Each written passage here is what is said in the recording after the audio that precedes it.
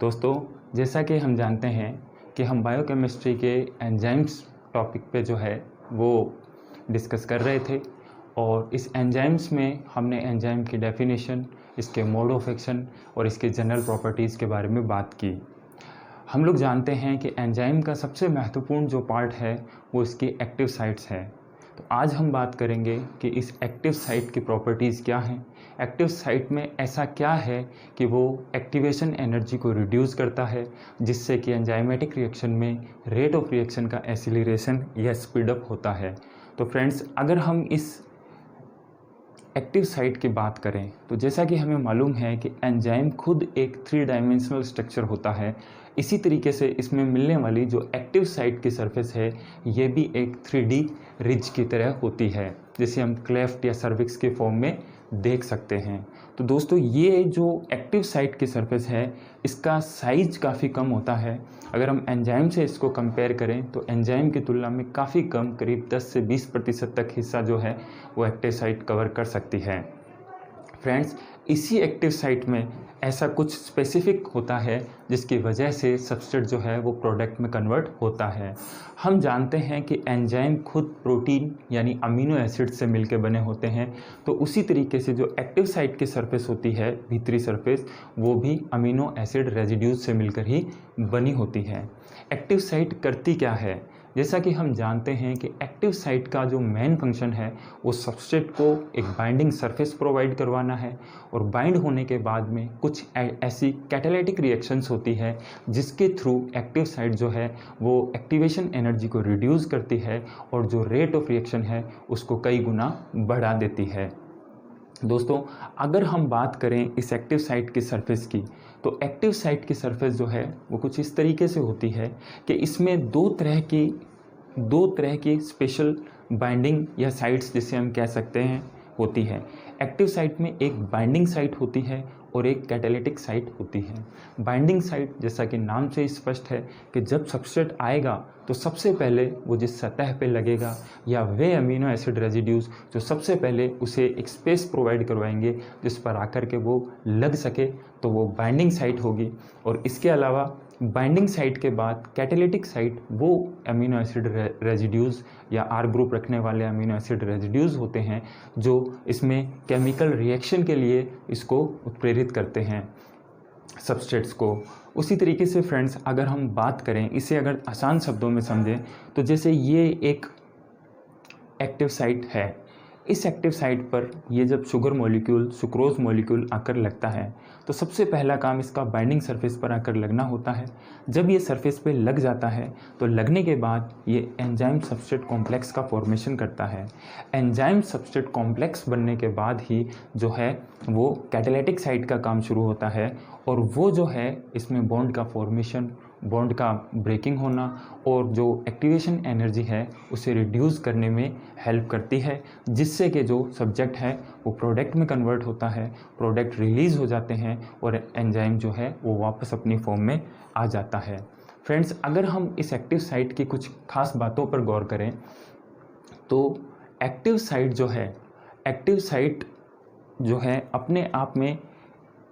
जैसे ही सबस्ट्रेट इस active site की सरफेस पर आता है, सबसे पहले तो आप ये ध्यान रखें कि जैसा कि हमने सबस्ट्रेट स्पेसिफिसिटी में ये बात पढ़ी थी कि एंजाइम जो होते हैं वो सबस्ट्रेट स्पेसिफिक होते हैं, इसी तरीके से सबस्ट्रेट भी एंजाइम के लिए खास होते हैं। तो उसी तरीके से स्पेसिफिक सबस्ट्रेट जब स्पेसिफिक एंजाइम के पास आता है तो उस स्थिति में इस एंजाइम में ये एंजाइम का कॉन्फॉर्मेशन कुछ इस तरह का होता है इस एक्टिव साइट का कि एक खास सबस्ट्रेट ही इस पर आकर लगता है, जैसा कि हमने अलग अलग तरह की स्पेसिफिसिटी के बारे में पढ़ा था। फ्रेंड्स, जब ये सबस्ट्रेट इसकी सतह पर आता है तो सबसे पहले एंजाइम की जो एक्टिव साइट होती है वो इस सबस्ट्रेट को भीतर इनक्लोज कर लेती है, यानी अंदर की तरफ क्लोज इन करके और इसकी सरफेस को आगे से एंजाइम जो है वो क्लोज कर देता है। क्लोज इन करने का मेन मकसद ये होता है कि जो सबस्ट्रेट आया है उसे एक ऐसा माइक्रो एनवायरनमेंट प्रोवाइड करवाना होता है जिसमें वो आसानी से जो कैटालिटिक रिएक्शन है आसानी से इस पर बाइंड हो सके और कैटालिटिक रिएक्शन जो है जो एक्टिवेशन एनर्जी को रिड्यूस करने के काम आनी है वो संपन्न कर सके। फ्रेंड्स, इस एक्टिव साइट्स की सरफेस के ऊपर अलग अलग तरह के अमीनो एसिड रेजिड्यूज़ होते हैं। अगर हम इन अमीनो एसिड रेजिड्यूज़ को समझने की बात करें तो जनरली एक्टिव साइट एक ऐसा प्लेटफॉर्म बनाती है उस सबस्ट्रेट के लिए, ताकि प्रॉपर वे में न केवल वो रिएक्शन अगर कर सके सबस्ट्रेट वहाँ पर, बल्कि साथ ही साथ ये भी ध्यान रखा जाता है कि किसी भी तरह के एक्स्ट्रा जो वेस्ट प्रोडक्ट हैं उनका फॉर्मेशन न हो। ऐसी स्थिति में जनरली इस एक्टिव साइट की जो सरफेस है, इंटरनल सरफेस, इस पे जो अमीनो एसिड रेजिड्यूज़ लगे हुए होते हैं वो नॉन पोलर नेचर के होते हैं। नॉन पोलर नेचर के होने के कारण वो हाइड्रोफोबिसिटी दर्शाते हैं। हाइड्रोफोबिसिटी इसलिए दर्शाई जाती है क्योंकि अगर सॉल्यूशन के अंदर सबस्ट्रेट के साथ वाटर मॉलिक्यूल आते हैं तो इस स्थिति में वाटर मॉलिक्यूल के साथ किसी भी तरह का आयोनिक इंटरफेरेंस भी हो सकता है, और आयोनिक इंटरफेरेंस जो होगा वो किसी न किसी तरीके से सबस्ट्रेट की जो बाइंडिंग है, सबस्ट्रेट का जो रिएक्शंस है उसको किसी तरीके से डिस्टर्ब कर सकता है। इसलिए यहाँ के जो अमीनो एसिड रेजिड्यूज़ होते हैं वो सबसे पहले वाटर को रिपेल करते हैं, बाहर निकालते हैं। यानी ऐसा नॉन पोलर माइक्रो एनवायरनमेंट तैयार किया जाता है कि जल के अणुओं को बाहर निकाला जाता है, ताकि यहाँ पर स्पेसिफिक सबस्ट्रेट की स्पेसिफिक जो एंजाइम है या एक्टिव साइट है उसके साथ रिएक्शन हो सके, और साथ ही साथ किसी भी तरह के अनवांटेड जो प्रोडक्ट हैं उनका फॉर्मेशन यहाँ पर न हो सके। तो ये मेन काम जो है ये एक्टिव साइट की सरफेस पे होता है। अब सवाल ये आता है कि एक्टिव साइट की सरफेस पे जो अमीनो एसिड रेजिड्यूज़ हैं उनका नेचर क्या होता है। फ्रेंड्स, जैसा कि हमने बात की कि एक बाइंडिंग साइट्स है जो इसे सरफेस प्रोवाइड करवाएगी, और एक कैटालिटिक साइट है जो इसमें कैटालिटिक रिएक्शन को कैटलाइज करेगी या प्रेरित करेगी सबस्ट्रेट के लिए। अगर हम बाइंडिंग साइट की बात करें फ्रेंड्स, तो इसके ऊपर जो अमीनो एसिड रेजिड्यूज़ लगे हुए होते हैं वो अमीनो एसिड रेजिड्यूज़ जो हैं वो जनरली सबस्ट्रेट के आने पर उसके साथ नॉन कोवलेंट इंटरेक्शन शो करते हैं। जैसे अगर हम बात करें ये इंटरेक्शंस किस तरह के हो सकते हैं सबस्ट्रेट की सरफेस के साथ, ये इंटरेक्शंस हो सकता है हाइड्रोफोबिक नेचर के हों, हाइड्रोजन बॉन्ड बनाने की कैपेबिलिटी रखते हों, इसी तरीके से इलेक्ट्रोस्टैटिक अट्रैक्शंस भी हो सकते हैं, और इसी तरीके से जो है वो वान डेर वाल बॉन्ड का फॉर्मेशन भी हो सकता है। तो कहने का मतलब यह है दोस्तों कि एंजाइम की एक्टिव साइट के सरफेस पर सबसे पहले जब सबस्ट्रेट आता है तो सबस्ट्रेट के आने के साथ ही एंजाइम की जो सरफेस है उस सरफेस पर कुछ नॉन कोवलेंट बॉन्ड का फॉर्मेशन होता है। जैसे ही सबस्ट्रेट का जुड़ाव होगा तो वो नॉन कोवलेंट बॉन्ड के रूप में होगा, और ये नॉन कोवलेंट बॉन्ड जो है, नॉन कोवलेंट इंटरेक्शंस जो है वो हाइड्रोजन बॉन्ड के रूप में, हाइड्रोफोबिक अट्रैक्शन के रूप में, वान डेर वाल अट्रैक्शन के रूप में, या इलेक्ट्रोस्टैटिक या आयनिक अट्रैक्शन के रूप में हो सकता है। जैसे ही ये सबस्ट्रेट इसकी सरफेस पर आकर लग जाता है और इनके बीच में एक अट्रैक्शन हो जाता है, उस स्थिति के अंदर ये जो सबस्ट्रेट है इसे स्टेबलाइज किया जाता है। स्टेबलाइजेशन से पहले इसकी ओरिएंटेशन खास तरह से की जाती है ताकि वो प्रॉपर वे में यहाँ पर फिट हो सके। ऐसा आगे हम पढ़ेंगे भी, इंड्यूस्ड फिट मॉडल के अंदर हम देखेंगे कि किस तरीके से पहले एंजाइम जो है वो अपनी सरफेस पे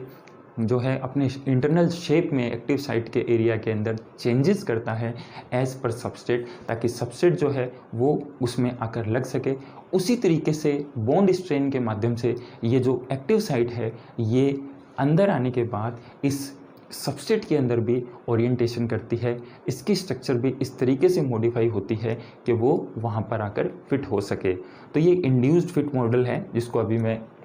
डिस्कस करूंगा। तो इस तरीके से फ्रेंड्स पहला जो काम है वो ये है कि बाइंडिंग साइट के ऊपर, इस बाइंडिंग सरफेस के ऊपर जो सबस्ट्रेट है वो आकर लगता है। बाइंडिंग सरफेस के ऊपर जो काम है वो हो जाता है, यानी कि बाइंडिंग सरफेस क्या काम कर रही है, एक सतह प्रोवाइड करवा रही है जिसके ऊपर आकर के सबस्ट्रेट लगता है, सबस्ट्रेट को ओरिएंट करती है, उसे स्टेबलाइज करती है। इस स्टेबलाइजेशन के बाद आगे जो काम शुरू होगा वो कैटालिटिक साइट का शुरू होगा। कैटालिटिक साइट में दरअसल में होता क्या है, इसी बाइंडिंग सरफेस के ऊपर अमीनो एसिड रेजिड्यूज़ के बीच में ही कुछ अमीनो एसिड ऐसे होते हैं जिनके जो R ग्रुप हैं वो कैटालिटिक रिएक्शन को उत्प्रेरित करते हैं। सबसे पहले हमने यहाँ पर देखा कि एक अप्रॉक्सीमेशन और ओरिएंटेशन का काम हुआ जिसके अंदर सबस्ट्रेट के मॉलिक्यूल हैं वो वाटर मॉलिक्यूल को रिपेल करके अंदर आते हैं और एक्टिव साइट पर आकर लगते हैं। इसके बाद हमने देखा बॉन्ड स्ट्रेन होता है, जिसके माध्यम से सबस्ट्रेट के जो बॉन्ड हैं उन्हें इस तरीके से व्यवस्थित किया जाता है कि वो सबस्ट्रेट जो है वो आकर फिट हो जाए। अब अगर हम बात करें कैटालाइटिक साइट की, तो कैटालाइटिक साइट के ऊपर कैटालाइटिक साइट जो है इसमें कुछ खास तरह की रिएक्शंस जो है उस सबस्ट्रेट में एक्टिवेट करवाई जाती है। अगर हम बात करें इसके बारे में तो ये रिएक्शन जो है, अब एक बड़ी इंपॉर्टेंट बात मैं पहले आपको बता दूं कि जो ये नॉन कोवलेंट बॉन्ड थे, इसे आप ज़रूर जहन में रखें कि जो नॉन कोवलेंट बॉन्डिंग जो हुई थी इनके बीच में, वो नॉन कोवलेंट बॉन्डिंग ट्रांजिएंट होती है, क्षणिक होती है, क्योंकि हम जानते हैं कि सबस्ट्रेट जुड़ेगा और प्रोडक्ट बनने के बाद वो वहाँ से निकलेगा। तो नॉन कोवलेंट बॉन्डिंग तो ऑलरेडी ट्रांजिएंट ही है क्योंकि वीक अट्रैक्शन होता है। इसी तरीके से ये रिवर्सिबल होती है और ट्रांजिएंट होती है। अब अगर हम बात करें कैटालिटिक साइट की, तो जनरली हम देखते हैं कि कोवलेंट बॉन्डिंग जो होती है वो मजबूत बॉन्डिंग होती है, लेकिन अगर हम एंजाइम की एक्टिव साइट के संदर्भ में बात करें तो यहाँ पर भी कई बार कई ऐसे एंजाइम्स हैं जो कोवलेंट अट्रैक्शन शो करते हैं। जैसे हम बात करें इसकी सेरिन जो है, जो सेरिन प्रोटीज है, ये सेरिन प्रोटीज है या सिस्टाइन है, ये इस तरीके का जो व्यवहार है वो शो करते हैं। जैसे काइमोट्रिप्सिन है, ट्रिप्सिन है, ये एंजाइम्स जो हैं, ये एंजाइम्स की जो एक्टिव साइट है वो कोवलेंट बॉन्ड का फॉर्मेशन करेगी, लेकिन ये कोवलेंट बॉन्ड भी ट्रांजिएंट होते हैं क्योंकि ये बंद बनते भी हैं और उसके बाद ब्रेक भी होते हैं क्योंकि इसे प्रोडक्ट के फॉर्म में उसे बाहर निकालना होता है। तो इस स्थिति के अंदर ये कोवलेंट बॉन्ड का फॉर्मेशन भी कर सकती है कैटालिटिक साइट के माध्यम से। इसके जो रिएक्टिव ग्रुप होते हैं अमीनो एसिड्स के, उनके बीच में इस तरह का अट्रैक्शन हो सकता है। कोवलेंट बॉन्ड में होता क्या है, अगर हम यहाँ पर बात करें कि कोवलेंट अगर अट्रैक्शन इसमें होता है तो वो न्यूक्लियोफिलिक इंट्रैक्शन हो सकता है, वो इलेक्ट्रोफिलिक इंट्रैक्शन हो सकता है। न्यूक्लियोफिलिक इंट्रैक्शन की अगर हम बात करें तो न्यूक्लियोफिलिक इंट्रैक्शन में जैसा कि हम जानते हैं कि जो एंजाइम की एक्टिव साइट होगी, एक्टिव सरफेस होगी, यानी कि एंजाइम की जो कैटालिटिक सरफेस होगी, वो कैटालिटिक सरफेस जो है वो इलेक्ट्रॉन डोनर की तरह काम करेगी और सबस्ट्रेट की जो सरफेस होगी वो इलेक्ट्रॉन एक्सेप्टर की तरह काम करेगी। इस तरीके से एक न्यूक्लियोफिलिक इफेक्ट यहाँ पर क्रिएट किया जाता है ताकि सबस्ट्रेट जो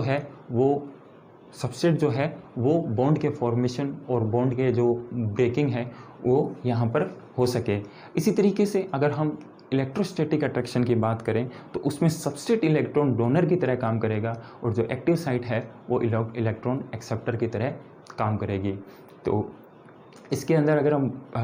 बात करें तो जैसे कि मैंने आपको बताया कि काइमोट्रिप्सिन, ट्रिप्सिन, सेरिन प्रोटीज के जो एंजाइम हैं वो इस तरीके की रिएक्शन शो कर सकते हैं। इसी तरीके से एसिड बेस जो अट्रैक्शन है वो भी यहाँ पर देखने को मिलता है। हाँ, प्रोटोन का जो एक्सचेंज है, प्रोटॉन जो है वो भी, उसका भी ट्रांसफ़र जो है वो भी यहाँ पर देखने को मिलता है, जो ओवरऑल इसी न्यूक्लियोफिलिक बिहेवियर को इंक्रीज़ करता है। जैसे हम बात करें हिस्टिडीन की, तो हिस्टिडीन का जो व्यवहार है वो यहाँ पर, हिस्टिडीन का जो पीएच है, दरअसल में वो पीएच या पीके वैल्यू जो है वो न्यूट्रल पीएच के आसपास होता है। तो इस स्थिति में वो आसानी से जो है वो इलेक्ट्रॉन डोनेट भी कर सकता है और इलेक्ट्रॉन को एक्सेप्ट भी कर सकता है, हाइड्रोजन को, जो प्रोटॉन को डोनेट भी कर सकता है और एक्सेप्ट भी। साइट है, ये कैटालिटिक साइट जो है न्यूक्लियोफिलिक या इलेक्ट्रोफिलिक या एसिड बेस की अगर बात करें तो प्रोटॉन का ट्रांसफ़र करके सबस्ट्रेट में बॉन्ड ब्रेकिंग और बॉन्ड के फॉर्मेशन को प्रमोट करती है, जिसकी वजह से यहाँ पर जो एक्टिवेशन एनर्जी इसकी होती है वो रिड्यूस हो जाती है। और एक्टिवेशन एनर्जी रिड्यूस होने पर ये जो रिएक्शन का जो एक्सीलरेशन है वो यहाँ पर फास्ट हो जाता है। तो ये अलग अलग तरीक़ों से जो है वो जो कैटालिटिक साइट है वो अलग अलग जो आर ग्रुप के अंदर जिस तरह का ग्रुप होगा उस हिसाब से ये रिएक्शन शो करेगा और उसके हिसाब से ही वो जो है वो एक्टिवेशन एनर्जी को रिड्यूस करना या प्रोडक्ट के फॉर्मेशन को मोटिवेट करता है। इसी तरीके से अगर हम बात करें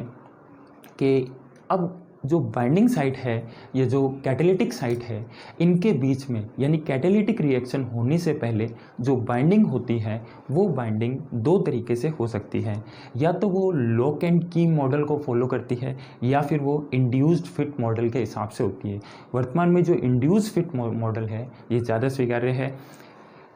लॉक एंड की मेथड के अंदर एंजाइम की जो एक्टिव साइट के सरफेस है उसमें किसी तरह के जो अल्ट्रेशन है वो नहीं होते हैं। सबस्ट्रेट आता है और वो एंजाइम की एक्टिव साइट के सरफेस पर आकर फिट हो जाता है। इसी तरीके से जो इंड्यूस्ड फिट मॉडल है, लेकिन इंड्यूस्ड फिट मॉडल के अंदर एंजाइम का जो शेप है यानी एंजाइम की जो एक्टिव साइट की जो शेप है वो भी सबस्ट्रेट को ध्यान में रख करके मॉडिफाई होती है, उस शेप में चेंज होते हैं और उस शेप में उस वक्त तक चेंज होते हैं जब तक कि सबस्ट्रेट जो है वो उसके सरफेस पर आकर फिट ना हो जाए, क्योंकि ये स्पेसिफिक होते हैं। ये एंजाइम जो है ये स्पेसिफिक है। जैसे कि हमने देखा ये जो बोन्स का फॉर्मेशन है या एंजाइम में फिट होना है ये इतने हाईली स्पेसिफिक होते हैं कि ऑर्डिनरी कोई भी सबस्ट्रेट जो है रिजेक्ट जो है वो आसानी से आकर नहीं लगता है, उसकी स्पेसिफिसिटी के हिसाब से ही ये अटैचमेंट होता है। तो इसी तरीके से इंड्यूस्ड फिट के अंदर एंजाइम के अंदर सबसे पहले शेप में चेंजेस होंगे जो एज पर सबस्ट्रेट होंगे। इसी तरीके से ये जो एंजाइम की जो सरफेस है माइनर अल्ट्रेशन इसके अंदर अगर एक्टिव साइट में होते हैं तो साथ ही साथ जो सबस्ट्रेट है उसे भी इंड्यूस किया जाता है कि वो खुद में इस तरह से चेंज करे कि वो वहाँ फिट हो सके। फिट होने के बाद ट्रांजिशन स्टेज स्टेब्लिश होती है। उसके बाद जो है वो ओरिएंटेशन, इसके अंदर जो सबस्ट्रेट जो है इसके अंदर ओरिएंटेशन होती है। ओरिएंटेशन होने के बाद बॉन्ड स्ट्रेन होकर के इसमें बॉन्ड का ब्रेकिंग इस तरह से हो सकता है कि वो उसमें फिट हो जाए। उसके बाद ये कैटालिटिक साइट जो है वो कैटालिटिक रिएक्शन करती है। ऐसे अमीनो एसिड रेजिड्यूज काम करते हैं जो इलेक्ट्रॉन या प्रोटॉन के ट्रांसफ़र के थ्रू इसकी जो केमिकल रिएक्शंस हैं बॉन्ड का फॉर्मेशन, बॉन्ड की ब्रेकिंग को प्रमोट करें जिससे कि एक्टिवेशन एनर्जी जो है वो रिड्यूस हो।